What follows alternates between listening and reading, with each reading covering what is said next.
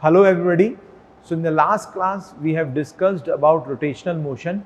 Today we will do certain numericals from your workbook on the same. So last class में हमने rotational motion and plane motion study किया था. Today we will solve numericals from your workbook. So just open your workbook, chapter number 5, question number 1. Let's start our discussion. Question number 1. So question number 1 में देखिए क्या बोला जा रहा है. 100 kg flywheel having the radius of gyration of 1 meter is rotating at 1000 rpm. The angular momentum of the flywheel about its axis of rotation in kg meter square per second. देखिए सबसे पहले मैं radius of gyration समझाना चाहूंगा आपको. Just let me revise the radius of gyration. शायद पिछली class में मैंने बताया नहीं, इसीलिए मैं डिटेल में बता देता हूँ. Radius of gyration. Let me denote it by a distance r. So radius of gyration को कैसे डिफाइन किया गया है? Let the moment of inertia of the whole body about the axis is IZZ. इस पूरी बॉडी का, ये जो बॉडी है यहाँ पे, मान लीजिए एक डिस्क है, कोई भी बॉडी है, the moment of inertia of this body about this axis of rotation is IZZ. If I replace this body with a point mass, then the distance of the point mass from this axis of rotation VR such that the moment of inertia of this point mass about the axis of rotation is the moment of inertia of the whole body. So radius of gyration is the distance of the point mass from the axis such that the distance of the point mass from the axis under consideration is same as the moment of inertia of the point mass about the axis under consideration is same as the moment of inertia of the body. तो कुल मिला के बात इतनी सी है. अगर radius of gyration हमें गिवन है तो हम डायरेक्टली बॉडी का मोमेंट ऑफ इनर्शिया लिख सकते हैं. Like in this question radius of gyration is given as 1. So I can write the moment of inertia as mr square. तो अगर radius of gyration given हो, shape, geometrical characteristics of body ना given हो, तब भी आप moment of inertia निकाल सकते हैं. Clear है? Simple है. Now I am proceeding. चलिए देखते हैं. तो यहाँ पे radius of gyration कितना given है? What is the radius of gyration that is given? So radius of gyration r is equal to how much? 1 meter.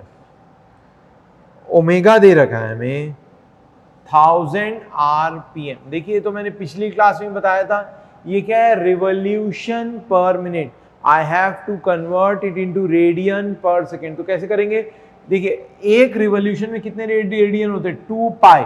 तो हम क्या करेंगे? 2 पाई इंटू 1000 रेडियन पर मिनट. इसको डिवाइडेड 60 करूंगा तो आंसर किसमें आएगा? Radian per second. ऐसा यूनिट क्या है? Radian per second. Now angular momentum को कैसे लिखेंगे? एंगुलर मोमेंटम आर गिवन है हमें. Angular momentum L is equal to क्या होगा? आई ओमेगा. तो एल को क्या लिख दूंगा मैं? L is equal to I को क्या लिखूंगा? M are square into omega. Mass दे रखा है. हाँ मास दे रखा है. Mass of the body is how much? 1000 kg और r is equal to 1 meter. तो 1000 इंटू 1 का square into omega that is 2 pi into 1000 divided by 60 kg meter square पर सेकेंड. इसको सॉल्व करेंगे तो आंसर आएगा 1047. लगभग यही आंसर आ जाएगा. 471 कुछ आता है. राउंड ऑफ करेंगे तो आसपास की वैल्यू आएगी. That is kg metre. Exact निकाल के बता देता हूं या तो आपको एग्जैक्ट कितनी वैल्यू आ जाएगी. Exact it would B this much. Exactly कितना होगा? 1000 into 2 pi into 1000 again divided by 60. That is 10471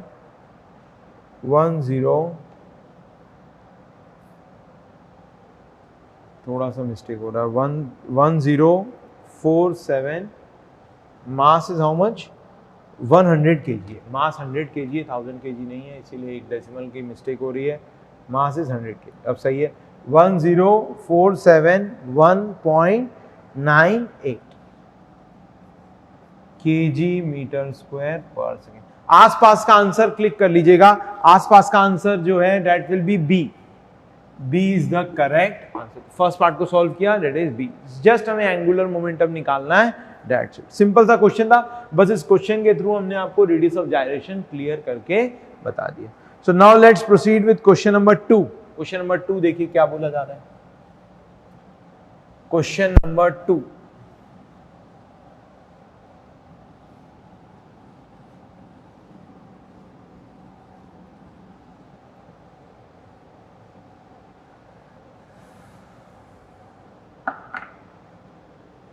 Question number 2. For a particle moving under the action of a central force field, चार option दे रखे हैं। देखिए central force field क्या है? Central force field is like gravitational field, magnetic field, electric field. These are known as what? Central force field. Because these force fields can be concentrated on the center of weight or center of mass of the body. इसीलिए इन सारे fields को क्या बोलते हैं? Central force field. सो मान लीजिए अगर body gravitational force field में, it is central force field, तो वो पूरा का पूरा जो उसका वेट है किसी एक point that is centre of mass के अबाउट लग रहा होगा या सेंटर ऑफ ग्रेविटी के अबाउट लग रहा होगा, उसको सेंटर ऑफ ग्रेविटी भी बोल सकते हैं। So there is a centre of gravity about which the weight is passing through. So I can say that about this point the net torque is 0, सिर्फ सेंट्रल फोर्स फील्ड है और तो कोई मास नहीं है। about this point the torque of the mg or moment of mg is 0, and I have told you in the last class, if at any point net torque or net moment is 0, then about that point the angular momentum is conserved. So I can say if the body is only under central force field, there will always be a point that is center of gravity, COG, about which the whole force would be passing, or the whole force can be assumed to be concentrated such that the moment about this point due to this force is 0. So therefore the angular momentum of this body is conserved. So correct answer 2 का क्या है? 2 का correct answer क्या है? A. That is the angle of angular momentum of the body or the particle is conserved. Question number 3. Third question कर रहा हूं। केवल एंगुलर मोमेंटम कंजर्व कर पाएंगे, लीनियर मोमेंटम नहीं कर पाएंगे क्योंकि यहां पर नेट एक्सटर्नल फोर्स लग रहा है। ओके, क्वेश्चन नंबर 3 भी देखिए बड़ा इंटरेस्टिंग सा क्वेश्चन है। 3 में क्या बोला जा रहा है? हमारे पास एक पुली है इस तरीके से, it is tied here, okay, hinged है यहां पे। If the weight is falling with an acceleration of 4.8 metre per second, एक वेट है, it is falling with an acceleration of 4.8 meter per second square. If the radius of the wheel is 30 centimeter, radius of wheel कितना है? R is equal to 30 centimeter. R is equal to 30 centimeter. Clear है? The angular motion, the angular acceleration of the wheel. अब देखिए यहाँ पर एक चीज समझिए, डेटा इतना है ही नहीं कि मैं पता लगा पाऊँ कि ये रोलिंग विथ स्लिपिंग है या रोलिंग विदाउट स्लिपिंग है। अगर मैं इसको रोलिंग विथ स्लिपिंग मान के एनालाइज करने की कोशिश करूंगा तो मैं कर ही नहीं पाऊंगा। लास्ट क्लास में हमने एक क्वेश्चन किया था जिसमें एक सिलेंडर के ऊपर फोर्स P लग रहा था। उस केस में हमने देखा था कि अगर रोलिंग विद स्लिपिंग या रोलिंग विदाउट स्लिपिंग को जज करना है तो we should know the value of mu S, mu K etcetera. यहाँ म्यू एस, म्यू के ये सब चीजें गिवन ही नहीं। We are only asked to find out the angular acceleration of the wheel. I have to calculate what the angular acceleration of the wheel. अगर मुझे ये, उसके लिए मुझे टेंशन चाहिए, और टेंशन के लिए अगर मैं इसको मान लूँ A is equal to are alpha, तभी होगा, नहीं तो नहीं हो पाएगा। सो अगर हमें ये जज करना है, we have to analyse considering rolling with slipping motion, then I need to know the coefficient of friction between the thread and और between the rope and the wheel. ऐसा डेटा कुछ गिवन ही नहीं है, डेटा इतना है ही नहीं। Obviously I will consider it to be what, rolling with slipping motion, sorry rolling without slipping motion. Rolling with slipping मान लोगे तो एनालाइज नहीं कर पाओगे। तो assuming rolling without sleeping, assuming rolling without sleeping, हम क्या बोल सकते हैं, A is equal to are alpha. A कितना है हमारा 4.8, R बोल दो, R is equal to how much 0.3 metre, metre में ले गया इसको, इंटू अल्फा। तो अल्फा कितना आ जाएगा 3 1 3 3 6 that is 16 रेडियन। यूनिट्स का ध्यान रखिएगा, unit is very important. So our angular acceleration alpha is the angular acceleration that is coming out to be how much 16 radian per second. Angular acceleration is coming out to be 16 radian per second square। Simple था एकदम, simple question. Question number 4 करते हैं। 4 भी देखिए कुछ ऐसा सा ही question है, बस थोड़ा सा चेंजेस है इसमें। देखिए क्या बोला गया, a dish shaped frictional pulley, frictional pulley है, I is equal to how much mr square by 2, has a mass of 40 kg and a radius of 400 centimeter। ये डिस्क है तो ऑब्वियसली I कितना होगा उसका mr square, I कितना होगा mr square। Fourth question कर रहा हूं, now doing fourth question. Fourth question करिए।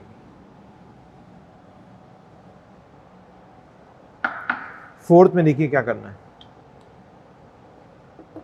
तो एक डिस्क शेप पुली है, उसका रेडियस है r and r is equal to how much, r is equal to 400 या 4 मीटर कर देता हूं डायरेक्टली। मास कितना है इसका, मास कैपिटल M कर देता हूं, that is 440 kg। Clear. A rope is wound around the pulley, इसके ऊपर एक रोप भी है, रोप नीचे जा रहा है, और रोप is wound and supports a mass of 4 kg। This is small m, small m is equal to 4 kg। Clear? What is the angular acceleration of the pulley? Again I have to consider the rolling without slipping, नहीं तो फिर से आप analyse नहीं कर पाएंगे, क्योंकि वापस से देखो म्यू एस म्यू के गिवन नहीं, देखना जरा उसी क्वेश्चन का एक्सटेंशन हो गया। मान लीजिए ये है एक्सेलरेशन इसका नीचे की तरफ a और इसका एंगुलर एक्सेलरेशन मान लो अल्फा, ये टेंशन t होगा और यहाँ पर टेंशन क्या होगा t। क्लियर है, कोई दिक्कत तो नहीं है, अभी कोई दिक्कत नहीं है। इसका एक्सेलरेशन नीचे की तरफ है। अज्यूमिंग रोलिंग विदाउट स्लिपिंग, इससे हम क्या लिख सकते हैं, A is equal to are alpha, capital R कर देता हूं, capital R alpha.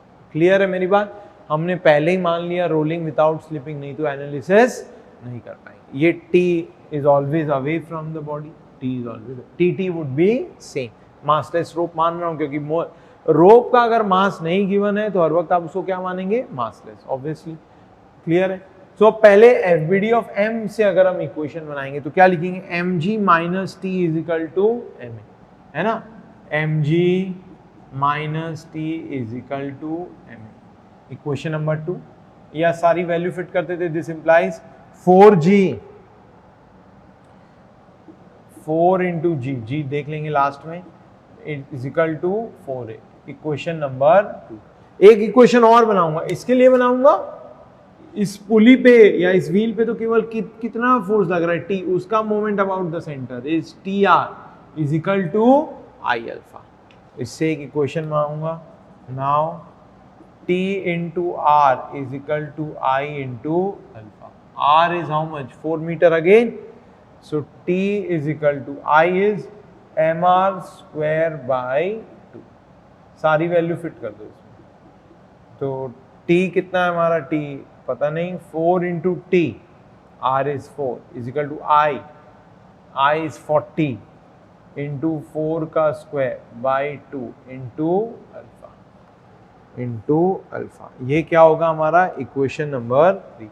I need to find the angular acceleration. तो एक काम करो, टी को उठा के यहाँ सब्स्टिट्यूट करो, ए को यहाँ डाल दो और आंसर निकाल डालो पूरा। तो फ्रॉम इक्वेशन 1, 2 एंड 3 देखो मैं क्या लिखूंगा, ये पार्ट मिटा रहा हूँ।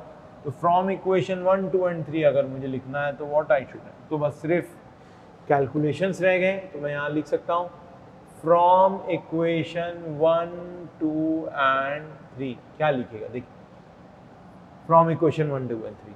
एक काम करो, 1 को पहले इसमें डालो, r तो 4 मीटर है ही, तो r is 4 metre, so 4 alpha, so t is equal to 4g minus क्या होगा, 4 4 जा 16 alpha into 4 is equal to 40 into 4 का स्क्वायर बाई 2 इंटू, अब जरा कैंसिल वैंसिल करके हम अपना आंसर लेके आ जाते हैं। तो थोड़ा कैंसिल वैंसिल किया और आंसर लेके आए, तो आंसर कितना आ जाएगा 4g, g को 10 ले लेता हूँ, आसपास का आंसर क्लिक कर लेंगे कि कैलकुलेशन की जरूरत भी नहीं पड़े। 4 इंटू 10, 4 कॉमन भी ले लो इसमें से, बस 10 बचेगा, 10 माइनस 4 अल्फा, देखो 4 4 जा 16, 4 यहाँ से कैंसिल कर दो, 16 पूरा ही उड़ जाएगा, इज इक्वल टू 20 अल्फा। उस तरफ लेके जाओ इसको, तो ये कितना हो जाएगा 24 अल्फा इज इक्वल टू 10। तो अल्फा इज इक्वल टू क्या हो गया 10/24। 10/24 कितना होगा हमारा, that is almost equal to 0 point कुछ आ जाएगा, 0 पॉइंट कितना आएगा देख लेता हूँ। 10/24 is how much, 10/24 is 0.42 radian per second square. तो आसपास का आंसर क्लिक कर लीजिएगा, आसपास का आंसर क्या हो जाएगा हमारा, that is nothing but 0.4 radian per second square. 9.81 भी ले लेते तो आसपास का ही आंसर आता, उसको क्लिक कर लेते तो हमारा आसपास का आंसर क्या है, B. So the correct answer would be what, B. Clear, बड़ा सिंपल क्वेश्चन है, बट समझिए जब तक आप इसको रोलिंग विदाउट स्लिपिंग नहीं मानेंगे तब तक आप इस क्वेश्चन को कंप्लीट नहीं कर पाएंगे। क्योंकि अगर आपने रोलिंग विद स्लिपिंग मान लिया तो फिर हमारे पास इतना डेटा ही नहीं है कि हम इसको कैलकुलेट कर सकें। ये मैंने एक क्वेश्चन कराया था रोलिंग विद स्लिपिंग का, कैसे एनालाइज करना है मैंने आपको सिखा रखा है। क्लियर है। क्वेश्चन नंबर 5 कर रहा हूँ। 5 भी देखिए बहुत सिंपल क्वेश्चन है। क्वेश्चन नंबर 5 में देखिए क्या बोला जा रहा है। लेट्स सी क्वेश्चन नंबर 5 ना, आप अपने आप सॉल्व करिएगा वर्कबुक को, डायरेक्टली सॉल्यूशन मत देखिएगा। एंड इसके बाद भी अगर आपको कोई डाउट हो तो you can always connect with me on Facebook. Facebook पे आप कभी भी मेरे साथ कनेक्ट कर सकते हैं। I always answer doubts on Facebook. तो मैसेंजर पे आप अपने डाउट्स पोस्ट कर सकते हैं।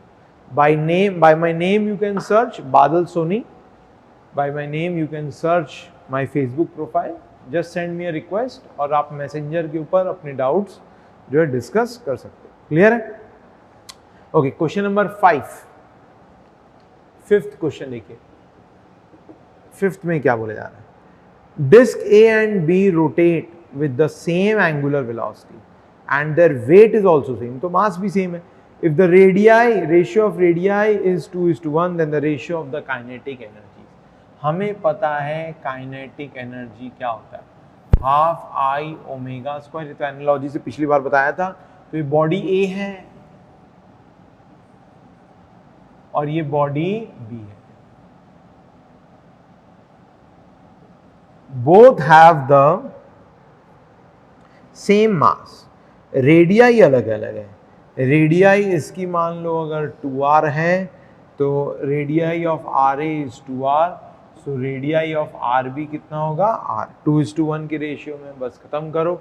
मास सेम है, एंगुलर वेलोसिटी भी same, angular velocity. Therefore KEA, ratio of their kinetic energy divided by KEB is equal to half IA omega square divided by half IB omega square। Half half cancel करो, omega omega cancel करो। IA को क्या लिखोगे, M RA square by 2 है ना। Disc है ये, disc मान लो RA स्क्वायर बाई 2 हो जाएगा। M R B square by 2, 2 cancel, R A square by R B square कितना हो जाएगा, that is nothing but 4:1, that is equal to 4:1. So correct answer क्या हो जाएगा इसका, 4:1. So correct answer would be what, D. D is our correct answer. Correct answer क्या होगा, D. Okay, let's proceed again. Proceed कर रहा हूं वापस, इसको नोट कर लेंगे सभी. Now let's proceed. D. Question number 6, sixth question लिखिए. Proceeding towards question number 6.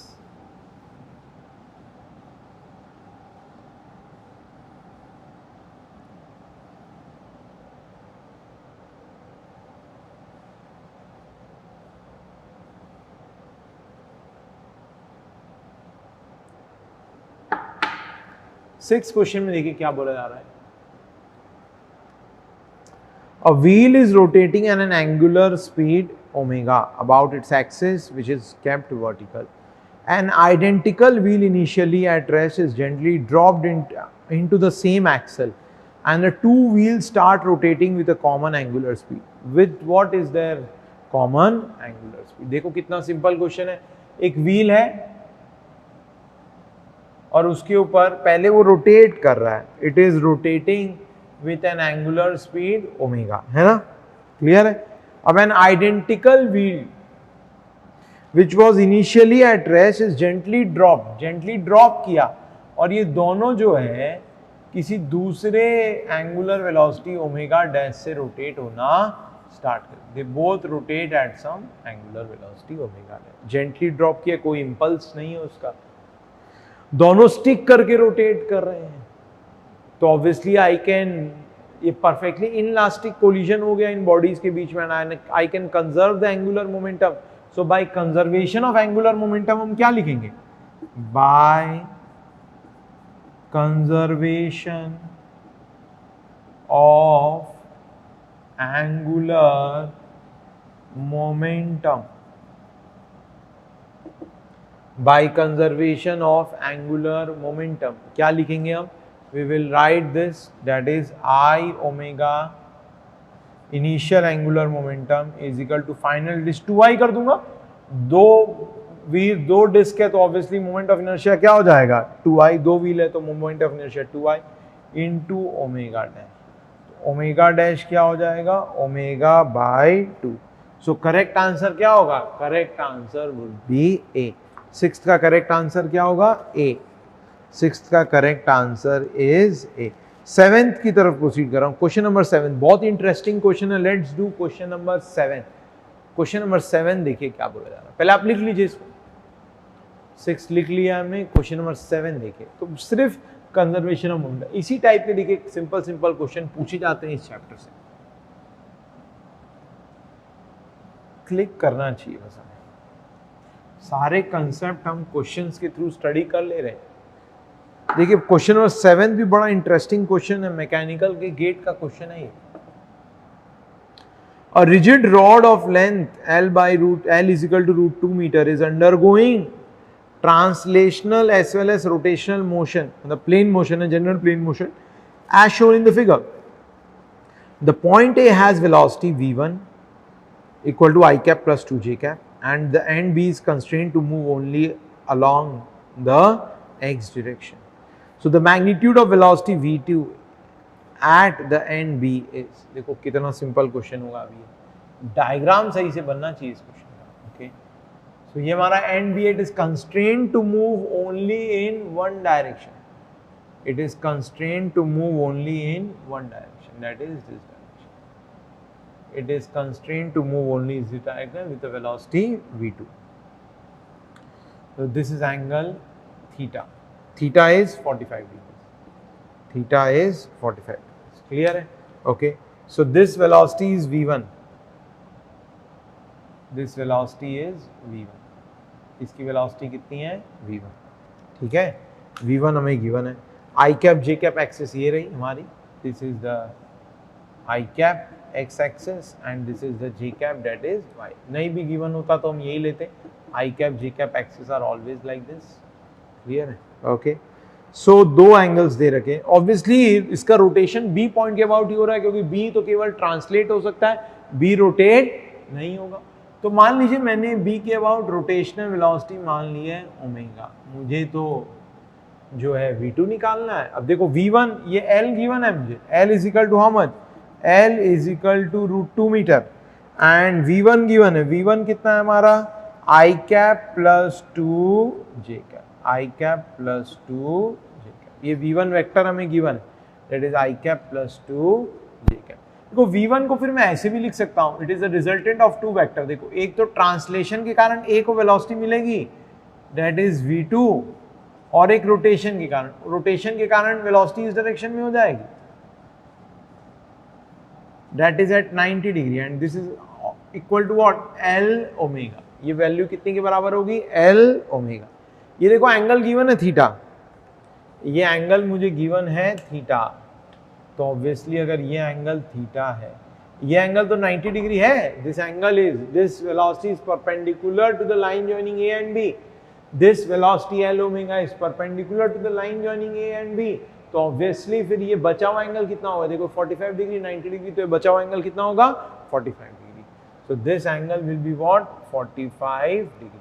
तो अगर मैं v1 को लिखना चाहूं तो v1 को मैं ऐसे भी लिख सकता हूं, v1 को देखो मैं ऐसे भी लिख सकता हूं, therefore v1 is equal to how much, v1 is equal to v2 minus L omega cos 45 degree I cap plus L omega sine 45 degree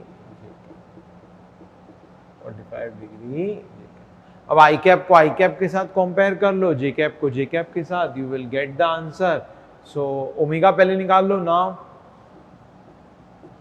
L omega sine 45 degree is equal to, and this v1 should be equal to how much, I cap plus 2 j cap, तो I cap को I cap के साथ and j cap को j cap, therefore this implies j cap को j cap के साथ compare किया तो L omega sin 45 degree is equal to 2, therefore L omega is equal to 2 root 2, and v2 minus L omega cos 45 degree is equal to 1, therefore v2 is equal to L omega 1 plus L omega क्या है 2 root 2 divided by 1 root 2, 1 plus 2 is equal to how much 3 metre per second. v2 कितना आ गया 3 metre per second. Just मैंने क्या किया, आई cap को आई cap के साथ कंपेयर किया और जे कैप को जे कैप के साथ। आप इसको नोट कर सकते हैं। इस क्वेश्चन को ना हम लोग इंस्टेंटेनियस सेंटर के हेल्प से भी कर सकते थे। जस्ट एक हिंट दे रहा हूं, देखिए इंस्टेंटेनियस सेंटर के हेल्प से कैसे करते, पहले आप इसको लिख लीजिए। तो अब मैं इस पूरे रोटेशन मोशन को, रोटेशन एंड ट्रांसलेशन मोशन को केवल रोटेशन मोशन मान के भी स्टडी कर सकता था। अगर मैं इसको कॉन्सेप्ट ऑफ इंस्टेंटेनियस सेंटर से करता, तो कॉन्सेप्ट ऑफ इंस्टेंटेनियस सेंटर से करता तो देखो कैसे करता। अगर मैं इसको इंस्टेंटेनियस सेंटर के कंसेप्ट से करता तो कैसे करता है, लेट्स सी दिस नाउ।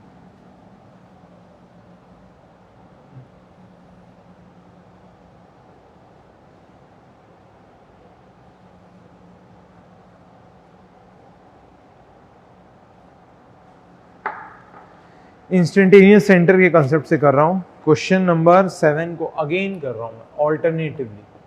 देखो अगर इंस्टेंटेनियस सेंटर के हेल्प से करते तो आप कैसे करते, आप इंस्टेंटेनियस सेंटर इसका ट्रेस कर सकते थे। कैसे करते, देखो ये कांस्टेंट वेलोसिटी v2 से मूव कर रहे हैं आप, और ये वेलोसिटी क्या है v1। इस पूरे मोशन को आप क्या मानते, this whole motion can be considered as what, it can be considered as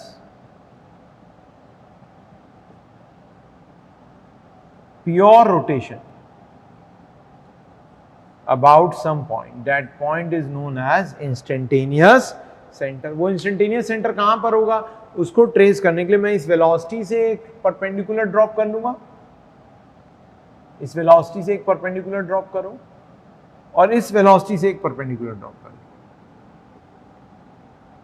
जहां पर ये दो इंटरसेक्ट करेंगे, this will become our instantaneous centre. यही बनेगा हमारा instantaneous. This is perpendicular to this and this is perpendicular to, जहां पर भी ये करेंगे दैट इज इंस्टेंटेनियस सेंटर।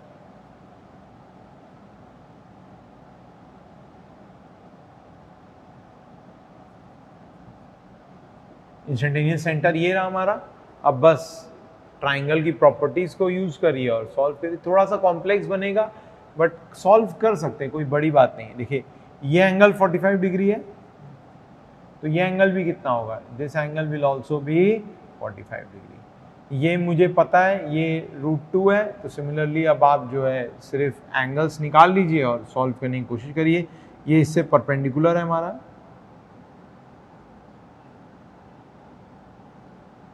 और इंस्टेंटेनियस सेंटर। तो कैसे निकालेंगे इसका इंस्टेंटेनियस सेंटर, देखिए सो ये मुझे किसी तरीके से R1 निकालना है और ये R2 निकालना है। तो V1 is equal to how much, R2 omega. इस पूरे मोशन को अब मैं क्या मान लूंगा, केवल रोटेशन अबाउट दिस पॉइंट। तो देखिए V1 is equal to R2 omega लिखेंगे, V2 is equal to R1 omega, V2 निकाल लेंगे एक बार अगर R1 R2 ओमेगा पता हो। R1 R2 निकालना जरूरी है, बिना R1 R2 निकाले आप इस सवाल को सॉल्व नहीं कर पाएंगे। R1 R2 कैसे निकलेगा, R1 R2 मैं इस डायरेक्शन वेक्टर से निकालूंगा।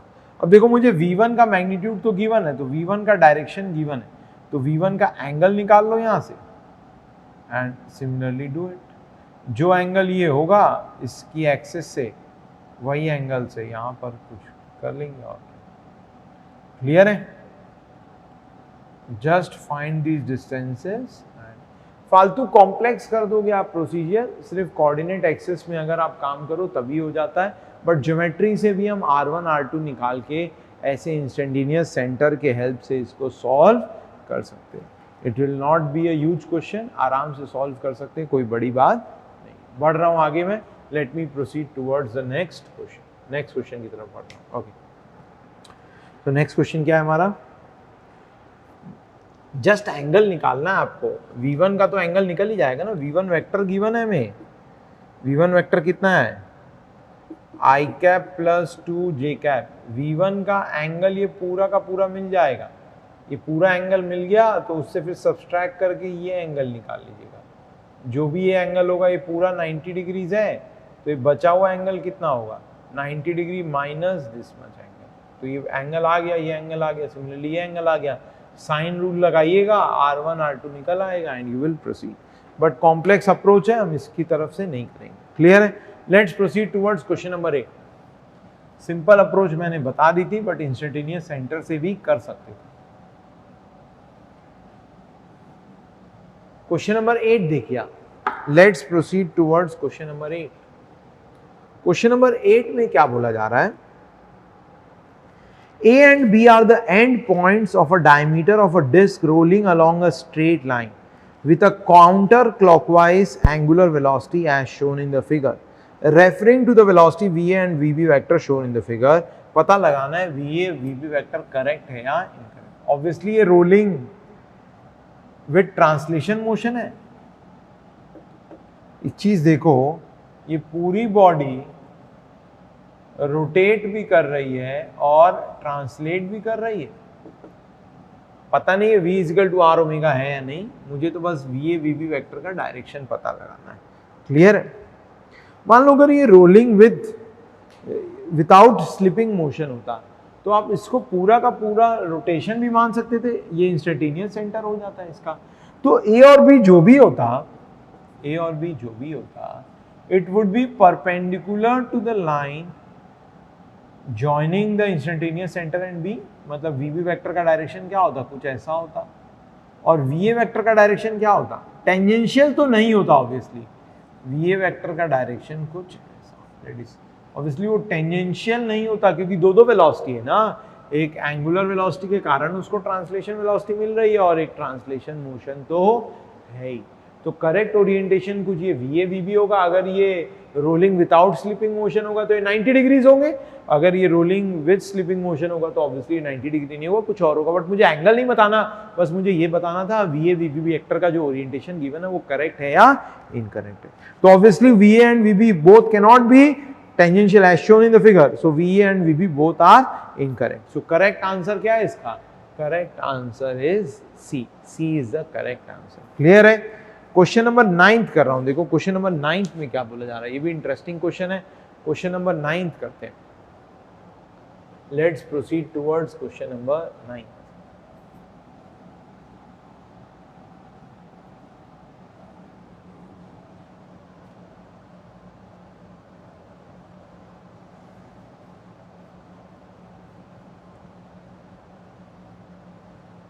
क्वेश्चन नंबर 9 देखिए आप। 9th में देखिए क्या बोला जा रहा है। The cylinder shown below rolls without slipping towards which of the following points is the acceleration of the point of contact A on the cylinder directed? The cylinder shown below rolls without slipping. Towards which of the point is the acceleration of the point of contact A on the cylinder is directed? देखिए अब जरा ध्यान दीजिए,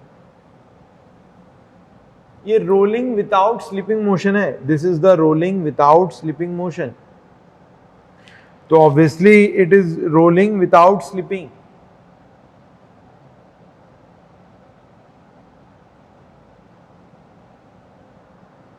clear है? ये v velocity से जा रहा है, इस डायरेक्शन में देखिए रोल कर रहा है, ये सेंटर ऑफ मास है इसका, और ये मान लीजिए geometric centre, this is the centre of mass and this is geometric centre. Clear? Okay, geometric centre को बोल देता हूं O। अब ध्यान देंगे A का ट्रांसलेशन एक्सेलरेशन देखो कितना होगा। एक तो A यहां मिलेगा इसको, और R अल्फा इसको पीछे की तरफ मिलेगा।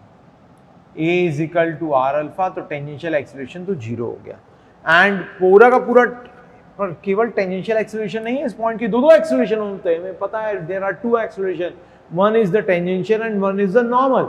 नॉर्मल कहां की तरफ डायरेक्टेड है? Normal will be like this, this is A, so AT is tangential acceleration, tangential acceleration, tangential acceleration AT is equal to क्या लिखूंगा? A minus R alpha is equal to 0, since rolling without slipping.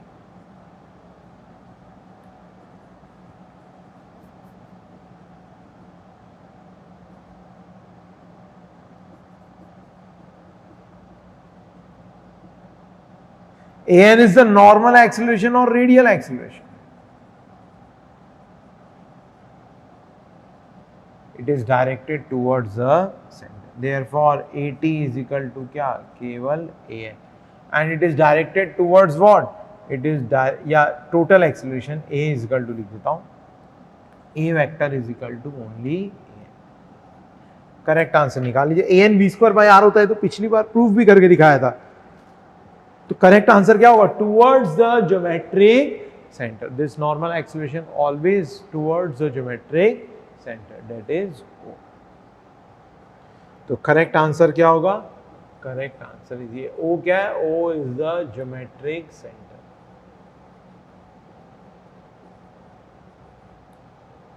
Correct answer is B।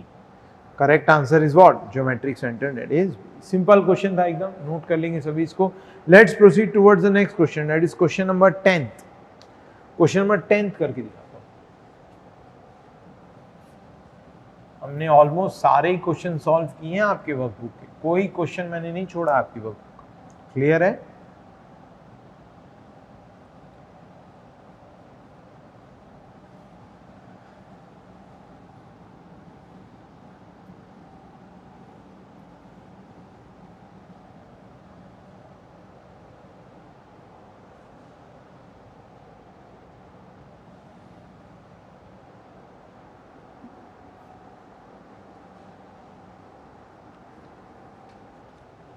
Question number 10. A solid disk of radius r rolls without slipping on a horizontal floor with angular velocity omega and angular acceleration alpha. Angular velocity omega और angular acceleration क्या है? Alpha. The magnitude of the angular acceleration of the point of contact of the disk is. तो बोल दिया it is rolling without slipping.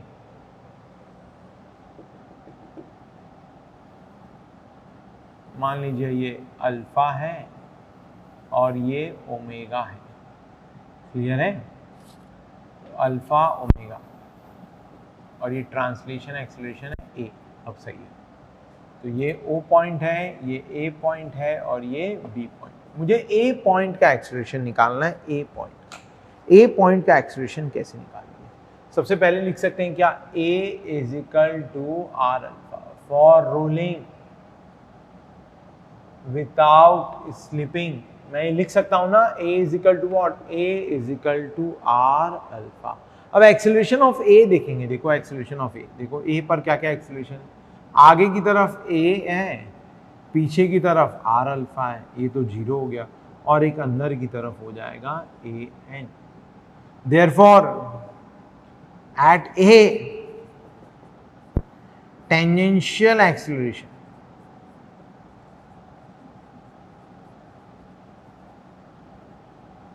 AT is equal to A minus R alpha is equal to 0 and normal acceleration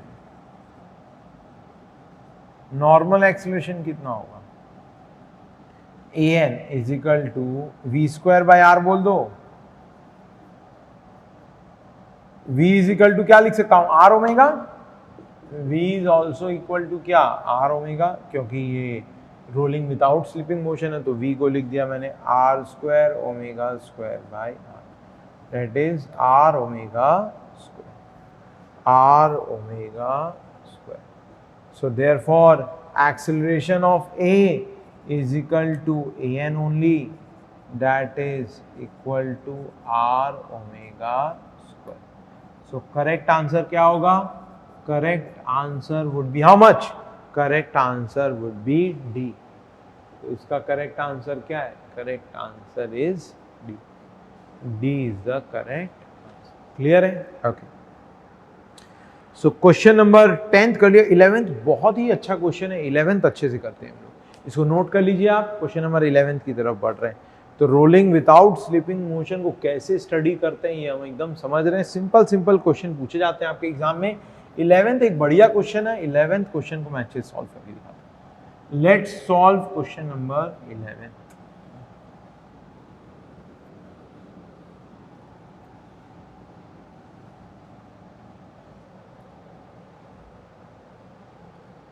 solving question number 11।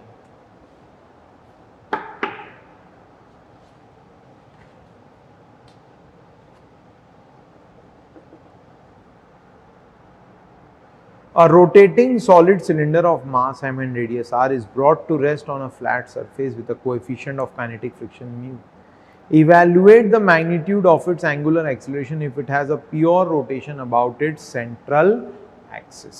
Clear है? तो हमें friction का coefficient दे रखा है, that is mu, coefficient of kinetic friction, ये दिया है हमें question.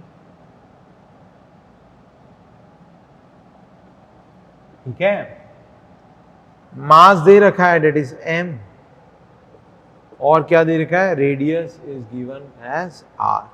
Evaluate the magnitude of its angular deceleration if it has a pure rotation about its centre. इसको प्लान में बनाता हूं, देखो ये इस प्लेन में ही रोटेट कर रहा है, उसका एक एंगुलर डिसेलेरेशन है, और रिटार्डेशन किस कारण से, वो रिटार्डेशन इसके फ्रिक्शन के कारण, जो भी है रोटेशन वो इस प्लेन में ही है।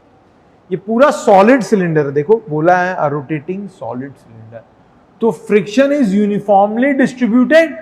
आपको फ्रिक्शन का टॉर्क निकालना है और डिवाइडेड बाय आई कर देना है, तो you will get what, you will get the angular acceleration alpha. अब फ्रिक्शन का टॉर्क निकालने के लिए we have to undergo integration, क्योंकि फ्रिक्शन तो इस पूरे सरफेस में डिस्ट्रीब्यूट हो रखा है, तो फ्रिक्शन का टॉर्क निकालने के लिए we have to what, we have to integrate. तो मैं क्या करूंगा, एक छोटा सा एलिमेंट लूंगा आर के ऊपर, सर्कल है ना तो छोटा एलिमेंट क्या लेंगे, आर डी आर। आर के ऊपर एक छोटा एलिमेंट ले लेना D R.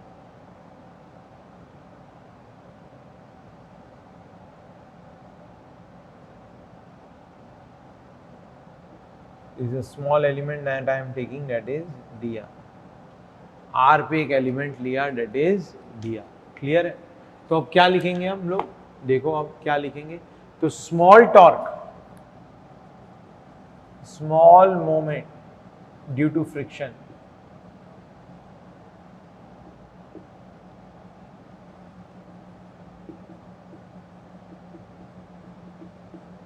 Is equal to dt बोल देता हूँ या dt बोल देता हूँ। Therefore, dt is the small moment that is equal to how much, df into r, small friction into r। और स्मॉल फ्रिक्शन को देखो कैसे लिखेंगे, म्यू, ठीक है, नॉर्मल रिएक्शन क्या होगा, g into D M into R. DM को क्या लिखेंगे, dm is equal to, dm को क्या मैं ऐसे लिख सकता हूं, dm is equal to how much, m by pi R square into 2 pi, area wise divide कर दिया, 2 pi R D R. dm को ऐसे लिख सकता हूं m by pi R square into 2 pi R D R. बस इसको integrate कर दो आप, तो you will get the total torque T। This implies total torque T is equal to integral mu G R into m by pi R square into 2 pi R D R. और D R को कहां से कहां तक integrate करेंगे, 0 से r तक। सो t कितना आ गया, t is equal to 2 mu M G, और क्या बचेगा देखो, आर स्क्वायर डी आर का इंटीग्रल क्या होगा, आर क्यूब बाई 3, तो R cube R R cancel, तो आर बाई 3। कोई दिक्कत इसमें, आर स्क्वायर डी आर का इंटीग्रल क्या होगा, आर क्यूब बाई 3, तो मैंने इसको लिख लिया, आर स्क्वायर ऊपर नीचे कैंसिल हुआ पाए, that is 2 mu M G R by 3। And मुझे क्या पूछा जा रहा है, angular deceleration, this should be equal to how much, I alpha, and I of cylinder is how much, M are square by 2। This implies alpha is equal to 2 mu mg r by 3 into 2 by m r square, that is 4 mu g by 3 r। This is my angular acceleration or deceleration। Clear है? So correct answer क्या है, mu 4 mu G by 3r। Integrate क्यों किया, क्योंकि पूरा friction तो area wise distributed है, तो हर एक फ्रिक्शन, हर एक स्मॉल फ्रिक्शन का मोमेंट क्या है, अलग अलग है, तो टोटल मोमेंट निकालने के लिए इसीलिए हमें क्या करना पड़ा, इसको इंटीग्रेट करना पड़ा। क्लियर है? हॉलो सिलेंडर होता तो इंटीग्रेट नहीं करना पड़ता। काफी अच्छा क्वेश्चन था, क्वेश्चन नंबर 11। क्वेश्चन नंबर 11 के बाद क्वेश्चन नंबर 12। क्वेश्चन नंबर 12 तो देखो आप, एक ये क्या है, ये डेफिनेशन ही तो है, the combined motion of rotation and translation may be assumed to be a motion of pure rotation about some center which goes on changing from time to time. This center is known as what? Obviously combined motion of rotation और translation को मैं केवल rotation से replace कर सकता हूँ, and ये rotation किसके अबाउट होना चाहिए, this rotation should be about the instantaneous center। तो ये instantaneous center का ही तो definition है, तो center क्या है, instantaneous center। तो क्वेश्चन नंबर 12 का आंसर क्या होगा, 12th का answer would be C, that is nothing but a definition. ये भी आपने नोट कर ही लिया होगा, इसको नोट कर लीजिए। प्रोसीड कर रहा हूं क्वेश्चन नंबर 13 की तरफ। 13 भी देखिए बहुत सिंपल क्वेश्चन है, क्वेश्चन नंबर 13 करते हैं। Let's proceed towards question number 13। इसको हटा रहा हूं मैं, proceeding towards question number 13।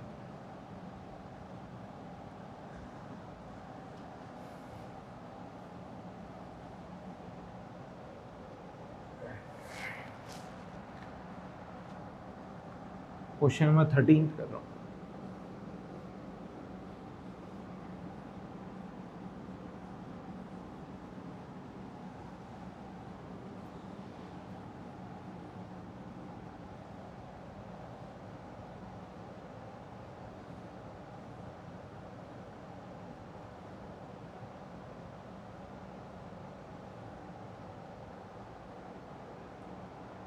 Question number 13 कर रहा हूँ, पढ़िएगा through 13। Let's proceed towards question number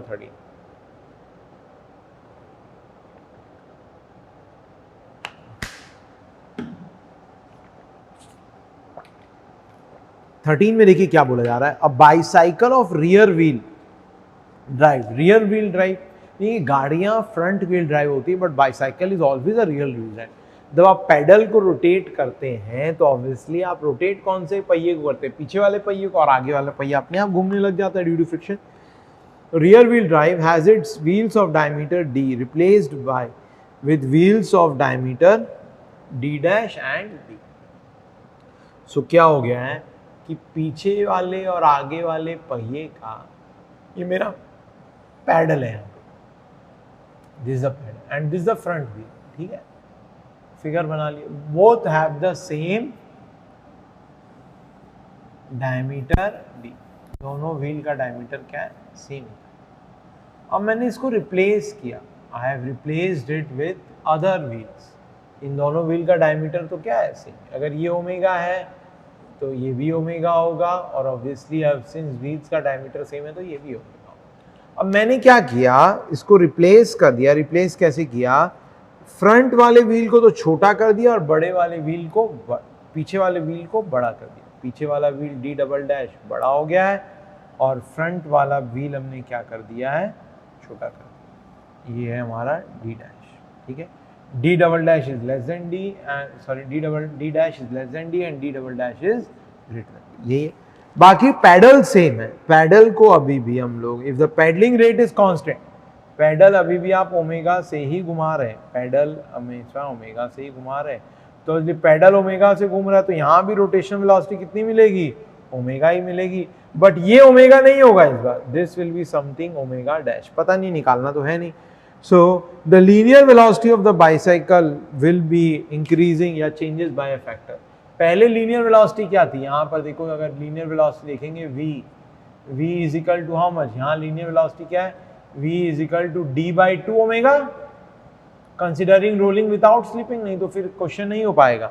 यहाँ पे लीनियर वेलोसिटी मान लीजिए होगी ये v डैश, ये तो ओमेगा ही है, ये v डैश मान लो, तो v डैश कितना हो जाएगा, v dash will be equal to how much, वो इससे डिसाइड करेंगे, that is v dash equal to d double dash by 2 into omega.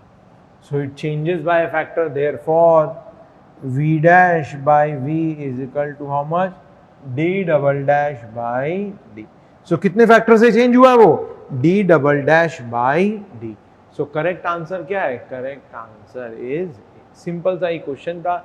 Obviously मैंने यहाँ रोलिंग विदाउट स्लिपिंग माना है, अगर रोलिंग विदाउट स्लिपिंग नहीं मानूंगा तो क्वेश्चन कर भी नहीं पाएंगे, और डेटा भी इनसफिशिएंट है ये जज करने के लिए एनालिसिस के थ्रू कि रोलिंग विद स्लिपिंग है कि रोलिंग विदाउट स्लिपिंग। क्लियर है। Now let's proceed towards question number 14। Question number 14 भी एक इंटरेस्टिंग क्वेश्चन है, देखिए हम कैसे करेंगे। सो नोट तो कर ही लिया, तो ये क्वेश्चन नंबर 13 था। Now we are proceeding towards question number 14। Question number 14 करके दिखाता हूँ। Let's proceed towards question number 14। Question number 14, let's start with that question. 13 तक कर लिया था, क्वेश्चन नंबर 14 सॉल्व कर रहा हूं। सो बोला गया एक radius, cylinder of radius 10 centimetre rolls without slipping, it is rolling without slipping, it is rolling without slipping, okay, बोला गया। So this is point O, A and this is point B. Clear? Of radius 10 centimeter without slipping on horizontal plane. Radius is 10 centimeter. That is 0.1 meter. At the instant shown, the magnitude of the velocity A relative to B is 40 centimeter per second. VA with respect to B is magnitude है इसका 40 centimeter per second. Clear है? The velocity of the center O at this instant is. Velocity of center O निकालना. देखो बहुत simple है. अब इस पूरे मोशन को मैं केवल एक रोटेशन मोशन मान सकता हूं अबाउट दिस इंस्टेंटेनियस सेंटर. ऐसे क्वेश्चन को हम लोग इंस्टेंटेनियस सेंटर से ही करेंगे. ये बीच वाला पॉइंट, ये सबसे नीचे वाला पॉइंट क्या है? It is the instantaneous centre. यही होता है इंस्टेंटेनियस सेंटर.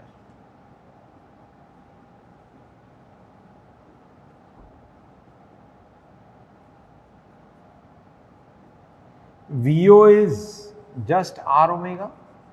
रेडियस कितना है इसका? Radius is 0.1. VA ये होगा, VA will be in this direction. This is VA and VB vector is in this direction. ये हमारा VB होगा. क्लियर है ना? तो ये I कैप J कैप मान लेता हूं वापस से. This is I cap and this is J cap. Clear है? वेक्टर फॉर्म में लिखूंगा तो सही रहेगा. तो VA vector is equal to how much? 2R omega. 2R omega minus I cap. और देखो VB वेक्टर को क्या लिखूंगा? VB वेक्टर को क्या लिख देंगे? VB vector is equal to, ये एंगल 45 डिग्री होगा ऑब्वियसली. क्लियर? एंगल बाइसेक्टर ही रहेगा क्योंकि मिड पे पॉइंट. क्लियर? ये एंगल 45 डिग्री है तो ये एंगल भी 45 डिग्री एंड सो ऑन. ठीक है? तो VB क्या है हमारा? VB vector. VB वेक्टर को देखो ऐसे लिखूंगा. VB वेक्टर को मैग्नीट्यूड कितना होगा इसका? R root 2R. root 2R length of the point under consideration and instantaneous center into omega into minus cos 45 degree I cap plus sin 45 degree J cap. root 2 cancel कर लो. root 2 R omega that is equal to VB vector is equal to क्या हो जाएगा? Omega R omega minus I cap plus J cap. यही होगा. सही है एकदम. VA with respect to B क्या होगा? देयरफॉर ये तो इंस्टेंटेनियस सेंटर था ही ना हमारा. This is the instantaneous centre. इस तरफ लिख देता हूं इंस्टेंटेनियस सेंटर. इंस्टेंटेनियस सेंटर से ना बहुत सिंपल हो जाएगा. इस पूरे रोलिंग या प्लेन मोशन को, जनरल प्लेन मोशन को मैंने केवल रोटेशन मोशन में कन्वर्ट कर दिया है about this instantaneous center. B बोल देता हूँ. क्लियर है? ओके. B तो है यहाँ पे, C बोल देता हूँ. Okay. So VA with respect to B is equal to क्या? VA vector minus VB vector. ये तो मैंने ऑलरेडी वेक्टर फॉर्म में समझा रखा है. तो minus 2R omega minus that is minus R omega I cap और क्या हो जाएगा? Minus R omega J cap. This is VA with respect to B. This implies इसका मैग्नीट्यूड क्या होगा VA with respect to B का? R omega root 2 is equal to 40. Therefore VO is equal to R omega ही है वो, that is equal to 40 by root 2 is equal to क्या होगा? 20 root 2 centimetre पर सेकेंड. तो अगर R गिवन नहीं भी होता ना तब भी चलता. R is an extraneous data. If R would not have been given, then also we could have easily solved it. R की यहाँ पर रिक्वायरमेंट नहीं थी. We don't require this R. बिना R के भी हम इस क्वेश्चन को सॉल्व कर सकते थे. तो करेक्ट आंसर VO का क्या है? That is velocity of center O is 20 root 2. That is correct answer is C. इसको नोट कर लेंगे सभी. Note this down. Okay. Next question करते हैं 15 को भी. 15 को भी देखो हम इंस्टेंटेनियस सेंटर से करेंगे. बहुत सिंपल हो जाएगा सवाल.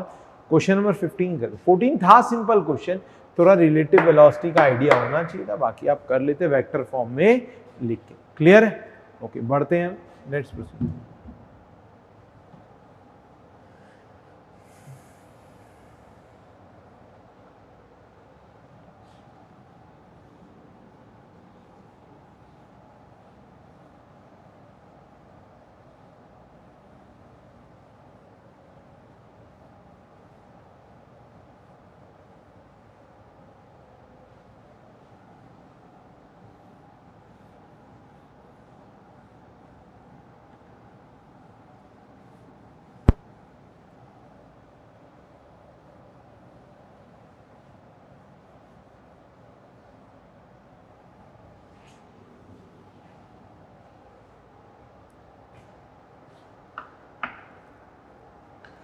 क्वेश्चन नंबर 15 करते हैं.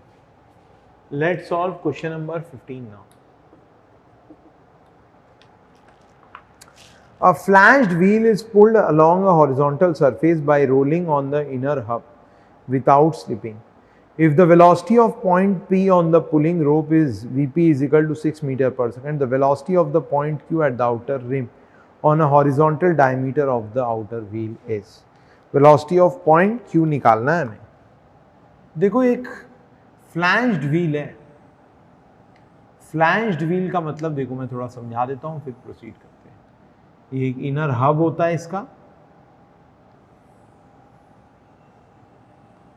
ये वाला इनर हब ही एक्चुअली कांटेक्ट में है सरफेस के, ये नहीं है. तो आपने रेलगाड़ी का चक्का देखा होगा शायद. रेलगाड़ी का अगर आप चक्का देखेंगे तो देखो रेलगाड़ी का चक्का कुछ ऐसा होता है. इसके ऊपर एक आउटर व्हील होता है लाइक दिस. घूमता अंदर वाला पहिया, कभी भी बाहर वाला पहिया नहीं घूमता. तो बाहर वाला जो पहिया है that is a flange. Railway track पे अगर आपने गाड़ी का पहिया देखा होगा तो it would be rolling on the inner hub. बाहर फ्लैंज होता है तो इट इज अ फ्लैंज. इसकी आउट ऑफ द प्लेन है. रोटेशन अंदर वाले एक्सिस या अंदर वाले व्हील क्या हो रहा है. क्लियर है. So this inner portion is actually in contact here. Clear. Okay. So बोला क्या गया हमें, ये पॉइंट G है हमारा. This is point G.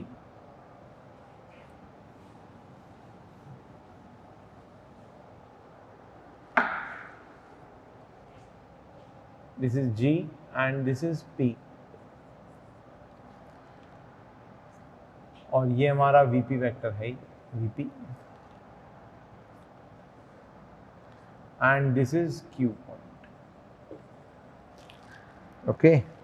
और ये दो रेडियस दे रखा है. ये 0.3 मीटर है और ये 0.4 मीटर है. 0.4 ये ना एकदम सही. VPD है, बोला है it is a rolling without slipping motion. Without slipping. तो इसको पूरा का पूरा मोशन को मैं एक इंस्टेंटेनियस सेंटर के अबाउट केवल रोटेशन से कंसीडर कर सकता हूँ. This is my instantaneous centre. मान लो इस पॉइंट को बोल दिया है B. This is the instantaneous centre.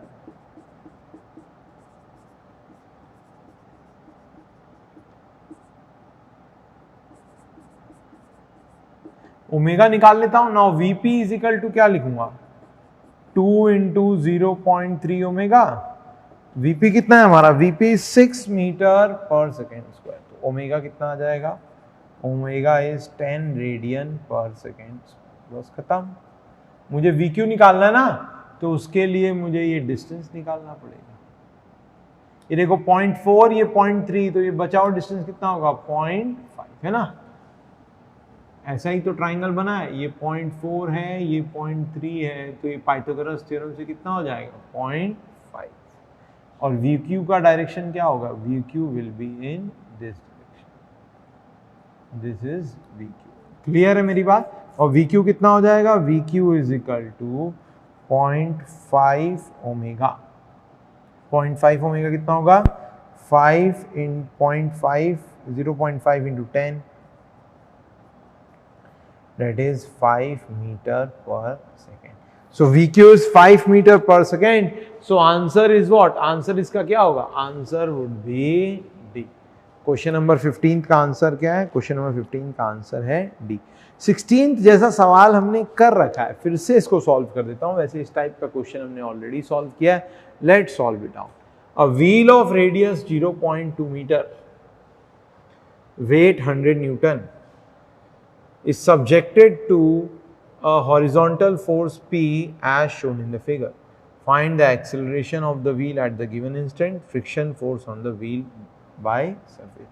Obviously देखो फिर से इसको क्या मानूंगा मैं, I will consider it rolling without slipping. नहीं तो फिर एनालाइज नहीं कर पाएंगे. और देखिए एक और क्वेश्चन में मिसिंग है, व्हील को आपको डिस्क मानना पड़ेगा. डिस्क नहीं मानेंगे तो आई कैसे निकालेंगे, आई नहीं निकाल पाएंगे. इसलिए मैंने इसको डिस्क माना है, नहीं तो कर नहीं पाएंगे. वैसे बोला जाना चाहिए था. तो it is actually a disc. P दे रखा है 400 न्यूटन। ऑब्वियसली फ्रिक्शन आगे की तरफ होगा, इस पॉइंट की टेंडेंसी पीछे की तरफ है तो आगे की तरफ फ्रिक्शन है। फ्रिक्शन मुझे पता नहीं है, म्यू गिवन नहीं है, फ्रिक्शन तो मुझे निकालना है। ये 2 मीटर है, r इज 2 मीटर, ठीक है। ये a है और ये इसका अल्फा है। क्लियर है, कोई डाउट नहीं है। अज्यूमिंग रोलिंग विदाउट स्लिपिंग, नहीं तो कर नहीं पाइएगा आप इस क्वेश्चन को, क्योंकि फिर 3 अननोन हो जाएंगे। अगर आपने रोलिंग विद स्लिपिंग माना तो 3 अननोन हो जाएंगे, आप तीनों अननोन को निकालिए कैसे, नॉट पॉसिबल। सो इसीलिए हमने क्या मान रखा है, अज्यूमिंग रोलिंग विदाउट स्लिपिंग। तो एक इक्वेशन और चाहिएगा, a is equal to are alpha, equation number 1। एक और ट्रांसलेशन में लिखूंगा तो p plus f is equal to क्या होगा, m इंटू ए। वेट तो मुझे दे ही रखा है 100 न्यूटन, मास निकाल लेंगे फिर उससे। Equation number 2। और एक इक्वेशन क्या लिखेंगे, p minus f is equal to I alpha. इसको डिस्क माना है, assuming the wheel to be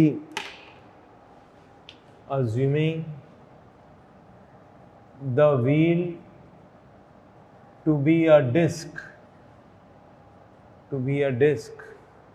I is equal to mr square by 2. This implies equation number 3 क्या बनेगा, p minus f is equal to I, that is mr square by 2 into alpha, and a is equal to r alpha, so इसको क्या लिखूंगा, ma by 2. This is equation number 3.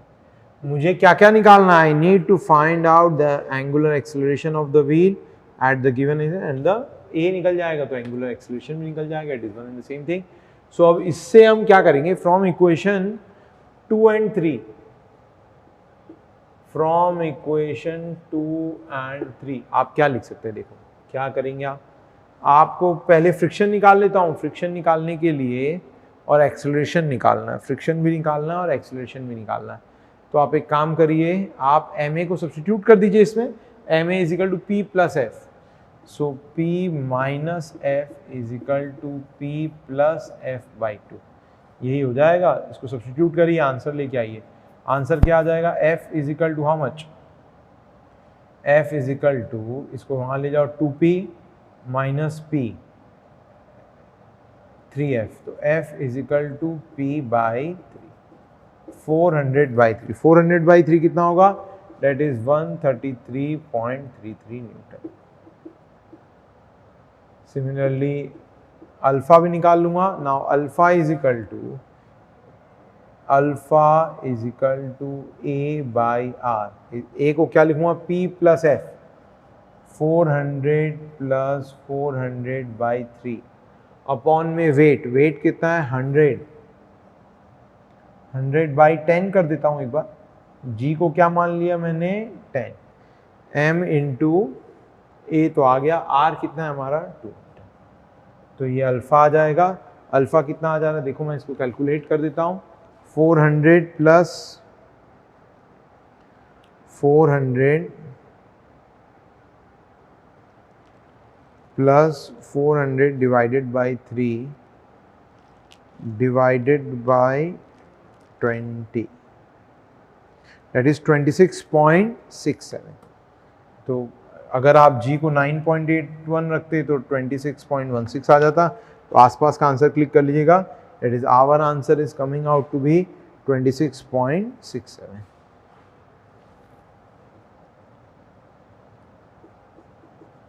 Radian per second square.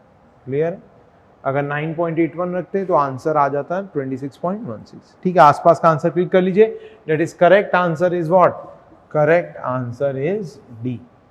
D is the correct answer.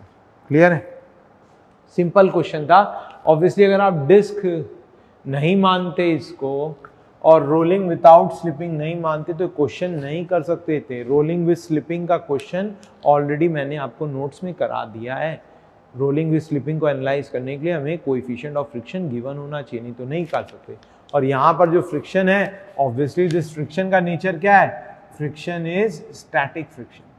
ये friction का nature कैसा है, static. अगर rolling with slipping होता तो फ्रिक्शन का नेचर कैसा होता, काइनेटिक फ्रिक्शन होता। अगर रोलिंग विद स्लिपिंग होता तो बोला जाता क्वेश्चन में काइनेटिक फ्रिक्शन है, रोलिंग विद स्लिपिंग है, ऐसे हिंट्स दिए जाते, म्यू के की वैल्यू गिवन होती तभी कर सकते थे, क्योंकि अभी एफ की वैल्यू नहीं पता, 3 अननोन्स है तो कम से कम 3 इक्वेशन तो चाहिए, otherwise you won't be able to analyse this question. Clear है? ओके, क्वेश्चन नंबर 16 हो गया। क्वेश्चन नंबर 17 कर रहा हूं, proceeding towards question number 17 question solve कर रहा हूं, इसको नोट कर लेंगे सभी। I am proceeding towards question number 17 now.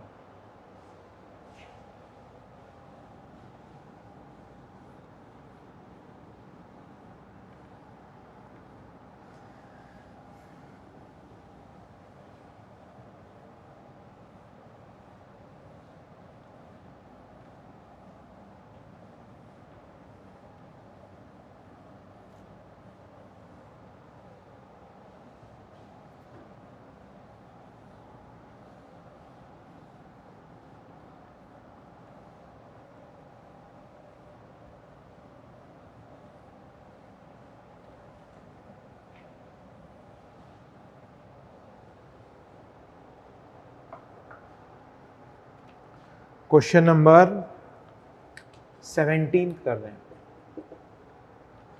A uniform rope of mass m and length l is pivoted at one end, whirls with uniform angular velocity omega in a horizontal plane as shown in the figure. What is the tension in the rope at a distance r from the pivot? चलो बहुत बढ़िया है, simple कर देता हूँ थोड़ा figure को ना। This is having length what? Length L. Clear है? मुझे क्या करना है, I need to find out the tension in the rope at a distance r. Omega से घूम रहा है, हर जगह टेंशन अलग अलग होगा, मुझे कहाँ पर टेंशन बताना है, एट ए डिस्टेंस r। तो r पे इसको कट कर दो, इतना सा पार्ट ले लो, इसको छोड़ दो, इसको छोड़ दूंगा तो फिर क्या लिखूंगा, बस FBD सही बनेगा तो आंसर सही आएगा। देखिए इतना पार्ट को कट कर दिया है मैंने, तो देखिए क्या आ जाएगा, ये r पे इसको मैंने कट कर दिया है, तो बस यही पार्ट बचा है। टेंशन T, इसकी टेंडेंसी क्या है, बाहर की तरफ जाने की, तो tension is always away from the, इसलिए तो टेंशन, ये टेंशन T है, ओमेगा से घूम रहा है, and this distance is r। इसके इस जो बचा हुआ जो ये मास है, इसका CG का डिस्टेंस कितना होगा फ्रॉम द सेंटर, ये L minus r by 2, that is this is L minus R, so ये कितना होगा, L R plus L minus R by 2 is equal to L plus R by 2। बोल सकता हूँ, एकदम बोल सकता हूँ। अब क्या लिखोगे फिर आप, तो हमारा मास therefore T is equal to how much, therefore T is equal to M, मास कितना होगा, मास m डैश कर देता हूँ, इसका मास m डैश है, क्लियर है, इसका मास इज m डैश, तो m r omega square, that is m r dash omega square, है ना। तो m डैश कितना है हमारा, m dash is equal to mass per unit length is into L minus r and r dash is equal to L plus r। Therefore tension T कितना हो जाएगा, therefore tension T is equal to M by L into L minus R into L plus R by omega square. तो इसको सजा लो, तो T की value क्या आ जाएगी, M omega square into L square minus R square divided by 2। तो answer कर लीजिएगा, आंसर क्लिक कर लीजिएगा, answer is what, C.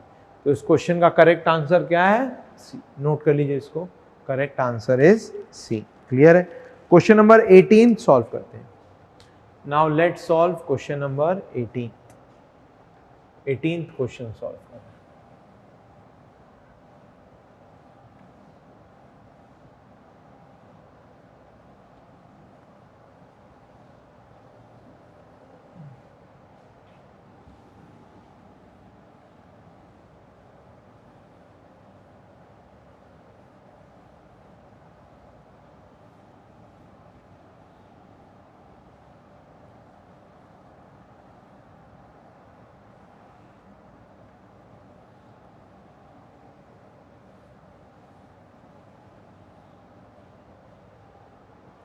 Eighteen solve कर रहा हूं।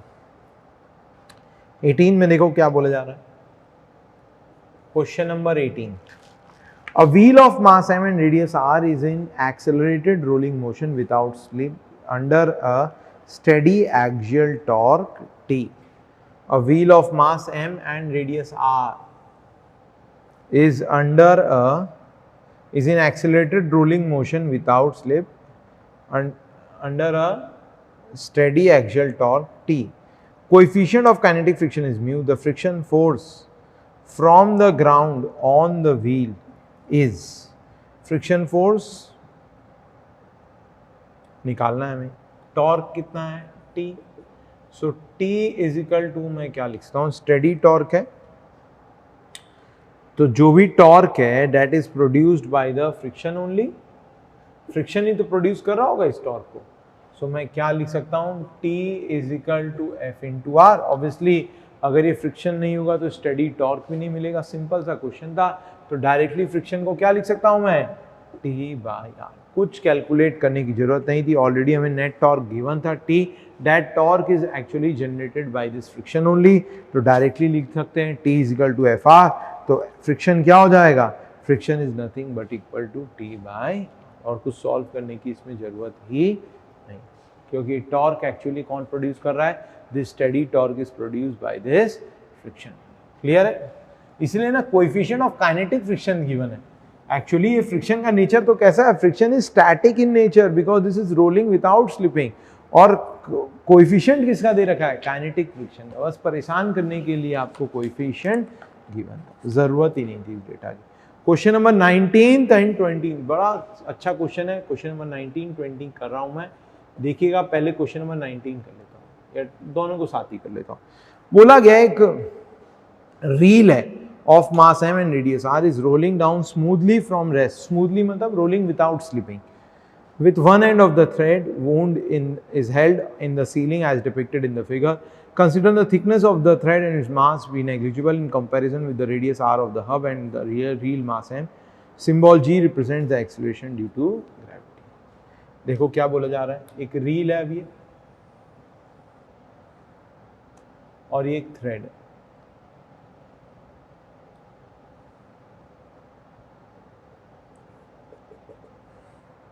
ठीक है, मैं हब का ही रेडियस मान लेता हूँ, ये रेडियस r है, इसका मास मान लीजिए mg है नीचे की तरफ, रेडियस ऑफ जायरेशन k है, मतलब I को क्या लिख सकता हूँ, mk², डायरेक्टली लिख सकता हूँ इसको, k is the radius of gyration, k is the radius of gyration, ये तो मैंने समझा दिया इसको कैसे यूज किया जाता है रेडियस ऑफ जायरेशन को, क्लियर है, ओके, मास है, और ये टेंशन T है। अब देखिए ये रोलिंग विदाउट स्लिपिंग मोशन है, दिस मीन्स अगर ये अगर ये नीचे एक्सेलरेशन a से जा रहा है तो इसमें अल्फा है फॉर रोलिंग विदाउट स्लिपिंग, हम क्या लिखेंगे, a is equal to r alpha. मुझे क्या निकालना है, लीनियर एक्सेलरेशन a निकालना और टेंशन इन द थ्रेड निकालना, बहुत सिंपल क्वेश्चन है। पहला equation mg minus t is equal to क्या, ma, इक्वेशन नंबर 2, और एक इक्वेशन मोमेंट का लिखेंगे, that is t into r is equal to i alpha, that is mk² into a by r, equation number 3। So from equation 2 and 3 हम क्या लिख सकते हैं, पहले t निकाल लो या पहले a निकाल लो, a निकाल लेते हैं, चलो, फ्रॉम इक्वेशन 2 एंड 3 उठा के t इसमें डाल दो, तो mg माइनस एम के square by a upon r square, r नीचे ले आया, is equal to m into m cancel कर दो तो ए कितना हो जाएगा, ए उसको उधर ले जाओ, A is equal to G R square G upon क्या हो जाएगा K square plus R square G upon K square plus R square. तो R square G upon K square plus R square, that is correct answer is what ए।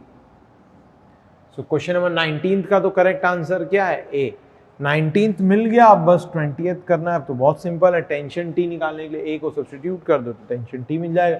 यहाँ तक सभी note कर लीजिएगा, मैं इसको मिटा देता हूँ। So now t is equal to 20th का आंसर निकाल देता हूँ। तो टी इज इक्वल टू क्या लिखूंगा, therefore tension T is equal to M के square by R square into G R square by R square plus K square, यही होगा K square. R square cancel, तो टी कितना हो जाएगा, M G K square by R square plus K square, this is tension T. तो correct answer क्या हो जाएगा, M G K square by R square plus K square, that is correct answer is C is the correct answer. Clear, okay. So इसी के साथ हमने maximum numericals खत्म कर लिए। कुछ एक दो न्यूमेरिकल्स और बाकी हैं, उनको भी कर लेता हूँ। एक पीछे चैप्टर्स में कुछ न्यूमेरिकल्स हमारे रह गए थे जो मैंने बोला था कि वो यहाँ करवाऊंगा। दैट इज चैप्टर नंबर 4 का देखो एक बार, question number 24, chapter number 4 question number 24, उसको भी देखो सॉल्व करा देता हूँ। कुछ एक रोटेशन के सवाल हमारे पीछे चैप्टर्स में रह गए थे, वैसे उनका की दे दी थी मैंने बोला था मैं बाद में इसको सॉल्व कर दूंगा। तो चैप्टर नंबर 4 क्वेश्चन नंबर 24 बोला क्या गया, a hollow cylindrical object rolls down incline without slipping, which of the following factors influences its velocity at the bottom? कौन कौन से factors हैं जो उसका velocity at the bottom को influence करेंगे? Okay, radius of the object, length of the object, density of the object and lastly change in height of object during trip. क्या बोला गया, एक hollow cylindrical object है that is rolling, there is a hollow cylindrical object,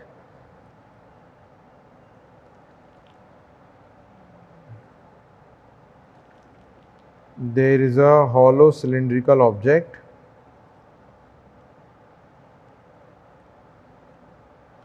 question number 24 कर रहा हूं मैं, हाँ ओके।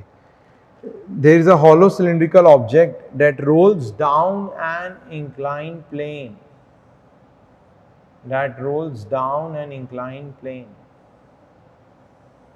clear है, without slipping, the rolling is without slipping.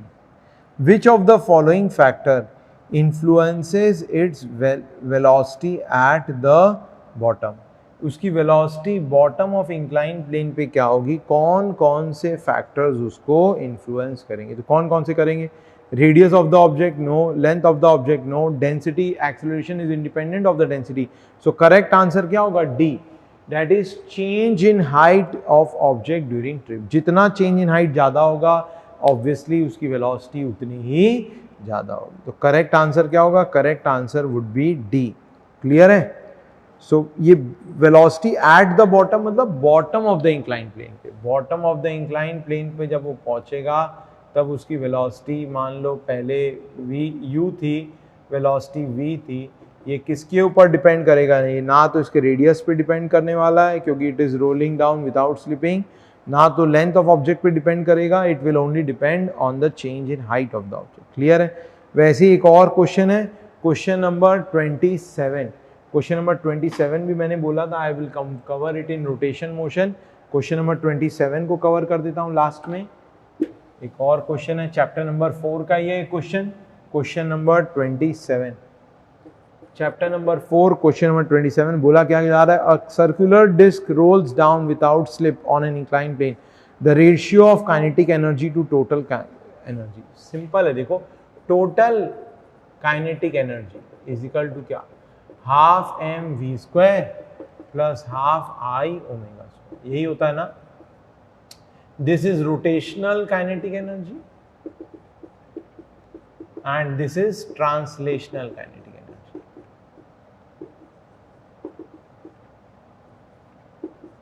ये ऑलरेडी बता रखा है आपको, ठीक है.